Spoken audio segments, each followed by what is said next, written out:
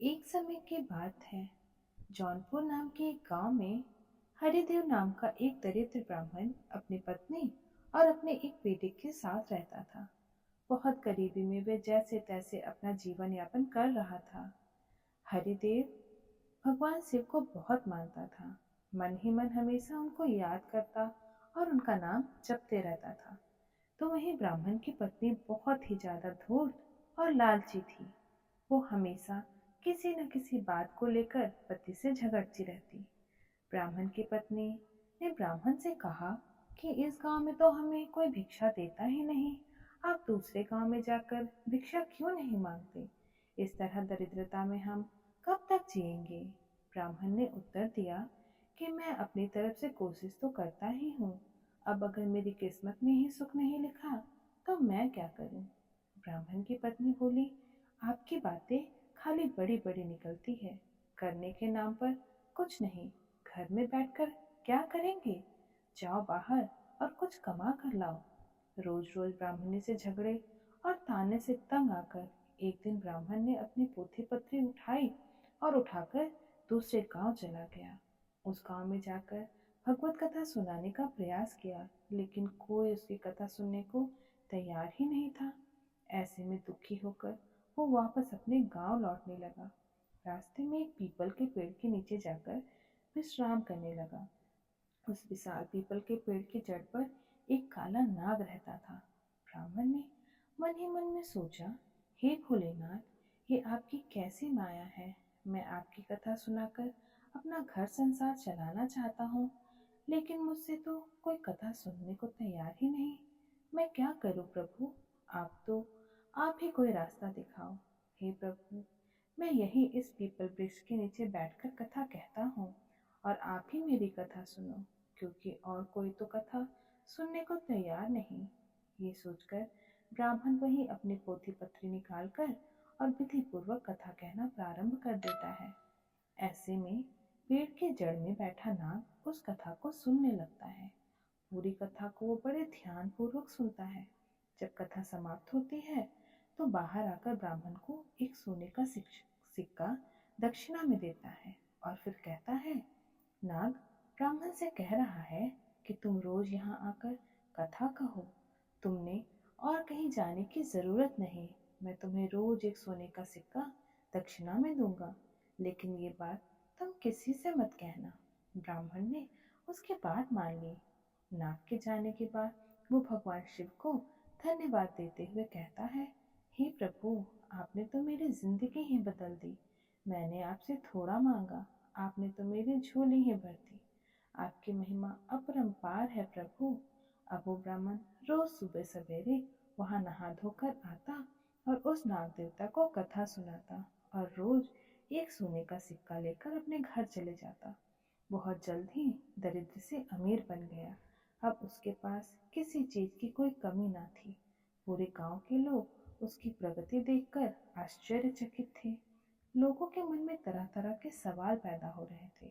बहुत लोगों के दिमाग में तो ये भी चल रहा था कि जरूर ब्राह्मण कोई गलत काम कर रहा है, जिसकी वजह से वह इतनी जल्दी धनवान हो गया। अब लोग ब्राह्मण की पत्नी के सवाल करने लगे। पड़ोसन ने पूछा कि तुम्हारी पत्नी के पास और तुम्हारे पास इतना धन कहाँ से आया? आखिर ऐसा कौन सा काम करने लगा है वो? ब्राह्मण की पत्नी बोली, वो दूसरे जगह पर जाकर कथा सुनाते हैं और उससे जो धन मिलता है वो घर ले आते हैं। पड़ोसन ने आश्चर्य से कहा, कथा सुनाने के लिए इतना धन कौन देता है भला?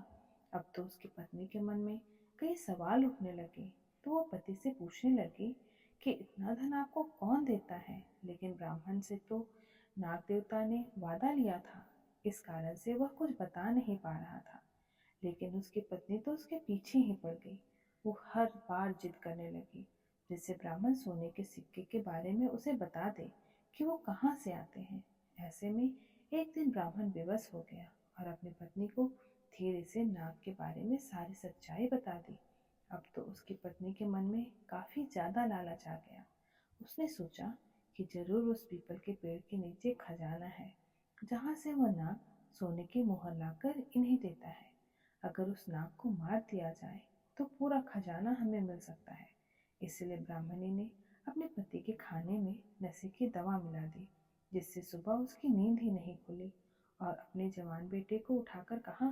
ब्राह्मण की पत्नी अपने बेटे को लेकर वहां जाने लगी, पीपल के पेड़ के नीचे, जहां उसके पिता कथा सुनाते थे, जिसे सुनने के बाद नाग साहब आकर उन्हें सोने का सिक्का दिया करते हैं।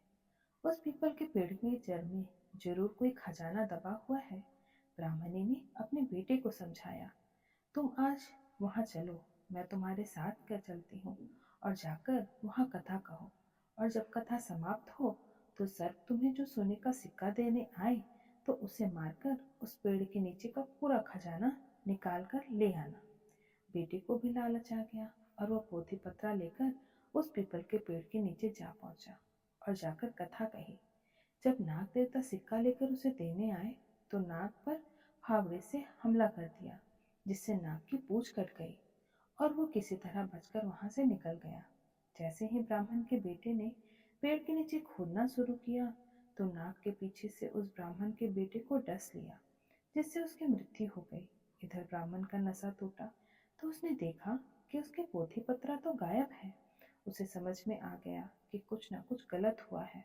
वह जल्दी जल्दी से पीपल के पेड़ के पास गया और बेटे को मृत देखकर बहुत दुखी हुआ। अब उसे सारी बात समझ में आ गई।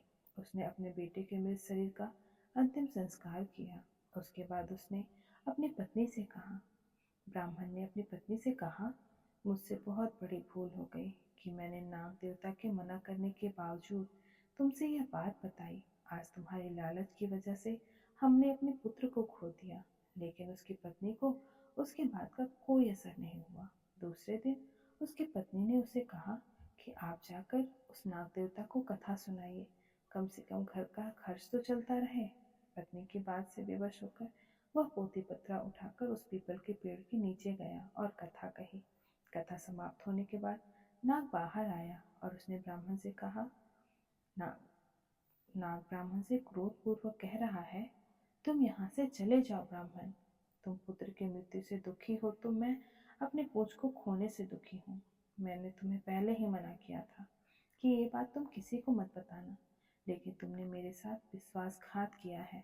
मैं तुम्हें श्राप देता हूँ कि जो संपत्ति तुमने मेरे द्वारा अर्जित की है वह सब नष्ट हो जाए। नाग के श्राप के कुछ ही दिनों के बाद ब्राह्मण फिर से दरिद्र हो गया। उसने अपनी पत्नी से कहा, आज तुम्हारी लालच की वजह से हम फिर से दरिद्र हो गए। अब उसकी पत्नी को भी अपने किए पर काफी पश्चाताप हुआ, लेकिन होने को कौन टाल सकता है, और बीता हुआ समय कहाँ वापस आ सकता है। धन्यवाद।